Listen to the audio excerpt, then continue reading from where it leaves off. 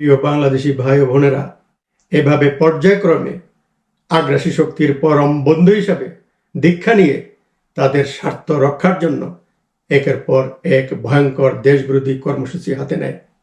শুরু হয় পিলখানায় মর্মান্তিক সেনা হত্যার পরিকল্পনা। শেখ হাসিনা ও তার ভারতীয় দোসরেরা দেশ ও জাতির মেরুদণ্ড এবং রক্ষা কবচ বাংলাদেশ সেনাবাহিনী ধ্বংস করার জন্য এক ভয়ঙ্কর মর্মান্তিক পরিকল্পনা নিয়ে এগোতে থাকে।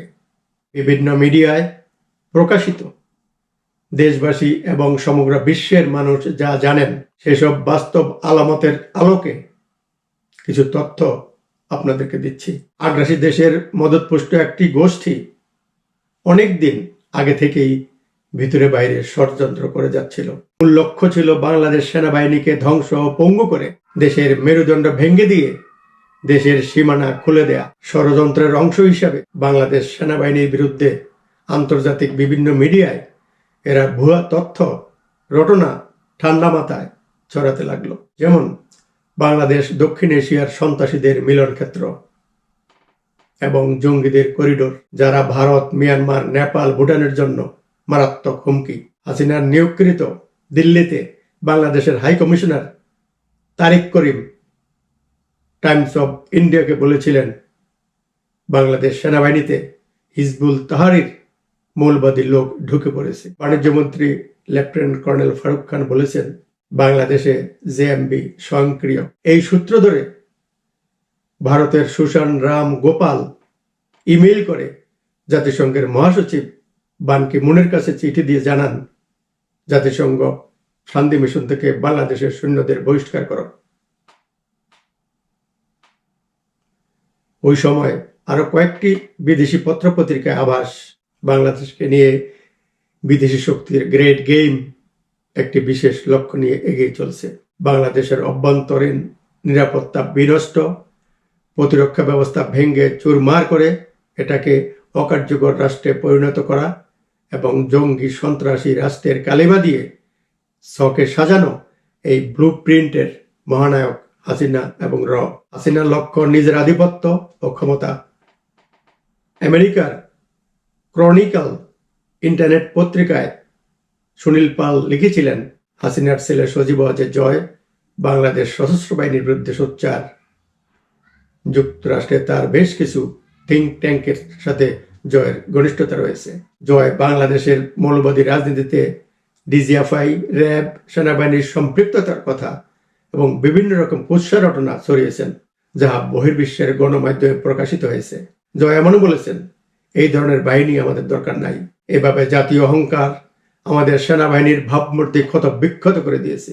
আর এসব ঘটনা যা ঘটতে যাচ্ছে এর প্রধান সমন্বয়কারী রয়ের অন্যতম এজেন্ট হাসিনার উপদেষ্টা গওহর রিজভী, মশিউর রহমান, তৌফিক এলাহি এবং গাফফার চৌধুরী। এরা দেশের বাইরে থেকে বাংলাদেশের বিরুদ্ধে চক্রান্তে লিপ্ত। রিজভী 25 বছর ধরে ইউএনডিপিতে ভারতে চাকরিরত ছিলেন। প্রিয় বাংলাদেশি ভাই ও বোনেরা, অতঃপর সমস্ত নীল নকশা চূড়ান্ত হওয়ার পর এটাকে কার্যকরী করার জন্য মাঠ পর্যায়ে দায়িত্ব দেওয়া হয় নানক, আজম ও তাপসকে। ঘটনার বেশ কিছুদিন আগ থেকেই তারা দফায় দফায় বিদ্রোহীদের সাথে বৈঠক করে। তোরাব আলী জবানবন্দিতে বলেছেন, এসব মিটিং হয়েছে জিগাতলার একটি বাসায়, অফিসে, বনানী চেয়ারম্যান বাড়ির বাসায় এবং 3 বার বেলি রোডের বাসায়।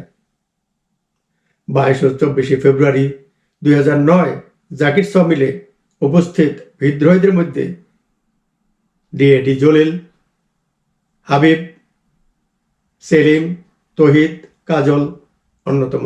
পিলখানা হত্যাকাণ্ডের ব্যাপারে সর্বশেষ মিটিং হয় 24 ফেব্রুয়ারি রাতে। নানক, তাপস, আজম এবং 10-12 জন অজ্ঞাতনামা এবং তহিদ, এরাই বাহিরের কিলার গ্রুপ।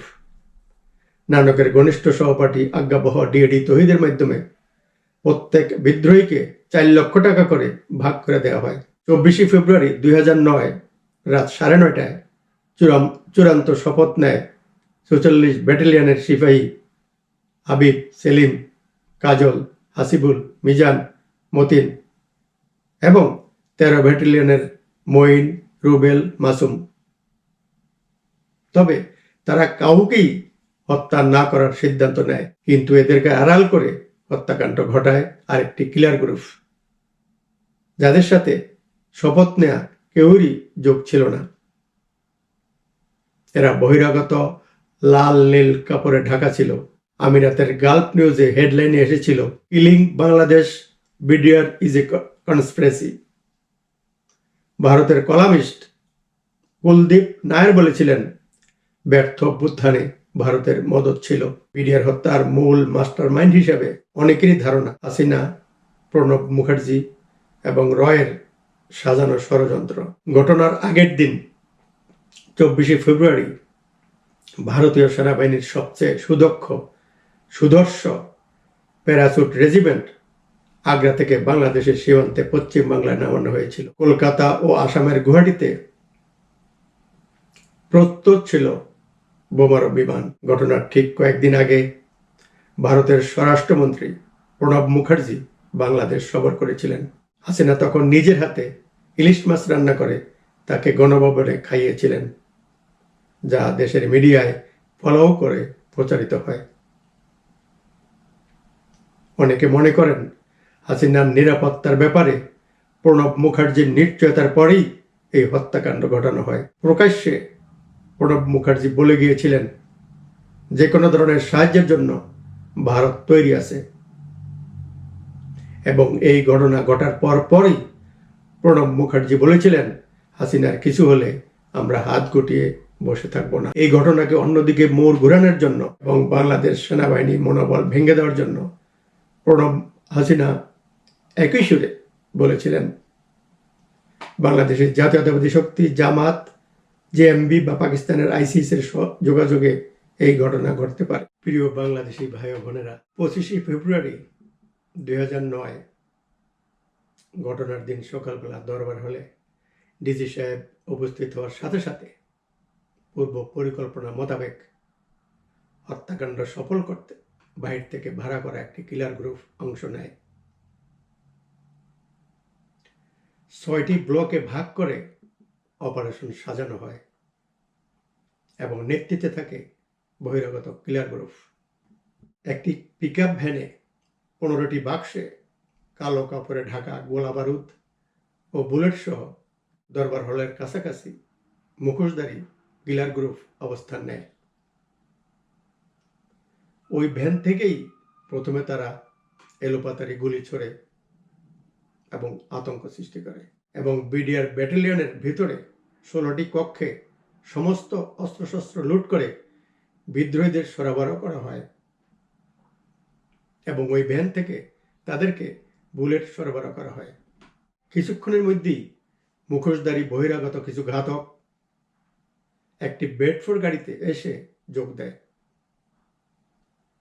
এবং সভাটি শুরু হওয়ার সঙ্গে সঙ্গে গুলি করতে করতে ভিতরে প্রবেশ করে।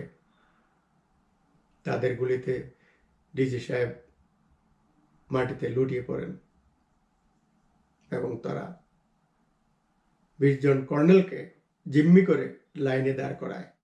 হঠাৎ মুখোশধারীরা এক লাইনে দাঁড়ানো সেনা কর্মকর্তাদের গুলি করে হত্যা করে।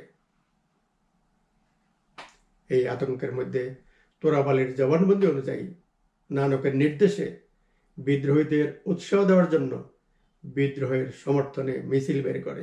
এই সময় হাসিনা মঈন যমুনা অতিথি ভবনে খোঁজগল্পে মোতায়েন ছিলেন এবং মনিটরিং করতেছিলেন হত্যাকাণ্ড এবং সামরিক বাহিনীর movement. DG major general Shakil Ahmed, তার স্ত্রী এবং 20 জন অফিসার মারা যাওয়ার সঙ্গে সঙ্গে সকাল 10টার পর র্যাব বাহিনী পিলখানার ঘেটে ঢুকবার জন্য রেডি, অনুমতি চান। হাসিনা মঈন স্বরাষ্ট্রমন্ত্রী নো। সকাল 11টায় মিরপুর ক্যান্টনমেন্টে সেনাবাহিনীর বিডিআর এর কাছাকাছি আসতে থাকে, ঢুকবার আদেশ চায়। হাসিন মঈনা নো, 3 কিলোমিটার দূরে থাকো। বিকাল 4:30টায় সেনাবাহিনীর ট্যাঙ্ক বিডিআর গেটে আসতে থাকে। হাসিনা মঈন নো, 3 কিলোমিটার দূরে থাকো। রাতের বেলায় স্বরাষ্ট্রমন্ত্রী সাহারা খাতুন তার জি জামাইকে দেখতে নানককে সাথে নিয়ে পিলখানায় বিডিআর এর ভেতরে ঢুকেন এবং নিরাপদে বের হয়ে যান। তখনও অফিসারদের ধীরে ধীরে হত্যা করা হচ্ছিল, কিন্তু তারা কোনো অফিসারের সাথে দেখা করে নাই। মিডিয়ার একজন জিজ্ঞেস করলে তারা উত্তর দেয়, আমরা কোনো গুলির শব্দ পাই নাই এবং কাহারও সাথে দেখা করি নাই। পিলখানার এই ভয়ঙ্কর সাজানো নাটকীয় অমানবিক হত্যাকাণ্ডে ইনফরমেশন টেকনোলজি আইটি বিশেষজ্ঞ দল অংশ নেয়। এরা প্রথমেই গ্রেনেড ছুড়ে বিডিআরের প্রধান সার্ভার স্টেশন, সমস্ত কম্পিউটার নেটওয়ার্ক ধ্বংস করে ফেলে। এরা ভিতরে বসে ফোন ট্র্যাকিং এর মাধ্যমে অফিসারদের খুঁজে খুঁজে বের করে হত্যা করে। বিডিআর হাসপাতালের ডাক্তার কর্নেল রবি রহমান ফোন করে সামরিক বাহিনীর কর্মরত বন্ধুদের সাহায্যের জন্য এগিয়ে আসতে আহ্বান জানান। বিষয়টি হামলাকারীদের ট্র্যাকিং এ ধরা পড়ার সঙ্গে সঙ্গে একটি দল হাসপাতালে ঢুকে অন্যান্য ডাক্তার নার্সদের সামনে তাকে গুলি করে হত্যা করে। তার আগে তার ফোন কেড়ে নেয়। হাসিনা লীগের সাধারণ সম্পাদক সৈয়দ আশরাফের বন্ধু ইশরাকের ব্লাড টেস্ট অনুযায়ী আইটি দল ট্র্যাকিং এর মাধ্যমে বাথরুম ম্যানহোলের মধ্যে লুকিয়ে থাকা অফিসারদের বের করে হত্যা করে। ওই বধ্যভূমি থেকে বেঁচে ফিরে আসা সেনা কর্মকর্তা কাজী হাফিজের বর্ণনা অনুযায়ী ক্যাপ্টেন থেকে মেজর জেনারেল পদমর্যাদায় 71 জনকে হত্যা করা হয়। তাদের দেহ গুলি ও বায়োনেট দিয়ে ক্ষত বিক্ষত করে এবং অনেকের লাশ পুড়িয়ে দেয় এবং গণকবর দেয়। তারা লুটপুট, ভাঙচুর, ধর্ষণ করে দীর্ঘ 36 ঘন্টা হাসিনা, সাহারা, নানক আজম ও তাপসের সাথে প্রত্যক্ষ পরোক্ষ যোগাযোগ বজায় রেখেই অবলীলাক্রমে এই বর্বর অমানবিক কর্মকাণ্ড চালিয়ে যায়। প্রাক্তন বিডিআর কর্মকর্তা এবং হাসিনা লীগের নেতা তোরাব আলী বলেছিলেন 23 জন আওয়ামী নেতা এই হত্যাকাণ্ডে জড়িত ছিলেন। বাংলাদেশি ভাই ও বোনেরা, অবশেষে হত্যাকাণ্ডের পর নানক আজম আপসনামার নাটক সাজিয়ে 36 ঘন্টা পর 26 তারিখ সন্ধ্যায় ভেতরে প্রবেশ করে। তবে সেদিন সকালেও তালিকায় থাকা কয়েকজন সেনা অফিসারকে হত্যা করা হয়। বিডিআরের 1 নং থেকে 5 নং গেট পর্যন্ত অরক্ষিত রেখে বহিরাগত কিলার গ্রুপ সহ 13-14 হাজার বিডিআর জওয়ানদের পালিয়ে যাওয়ার সুযোগ করে দেওয়া হয়। হত্যাকাণ্ডের সময় একজন সবজি বিক্রেতা, একজন বিশ্ববিদ্যালয়ের ছাত্র, একজন রিক্সা চালক নিহত হয়। অ্যাম্বুলেন্স এবং পিকআপ ভ্যান ব্যাডফোর্ড গাড়ি দিয়ে ওপার থেকে আসা বহিরাগত কিলার গ্রুপটিকে লুট করা সমস্ত অস্ত্রশস্ত্র, আরজেস গ্রেনেড সহ সীমান্তের ওপারে পালিয়ে যেতে সাহায্য করে। নানক আজম যখন ভেতরে ঢুকে নাটকের জবনিকা টানার জন্য সবাইকে আত্মসমর্পণ করার ঘোষণা দেয়, যারা অফিসারদের হত্যা করেছে এবং হত্যাকাণ্ডের যারা সমর্থন দিয়েছে তারা সবাই বের হয়ে গেছে, আমরা মাত্র 200 জন আছি।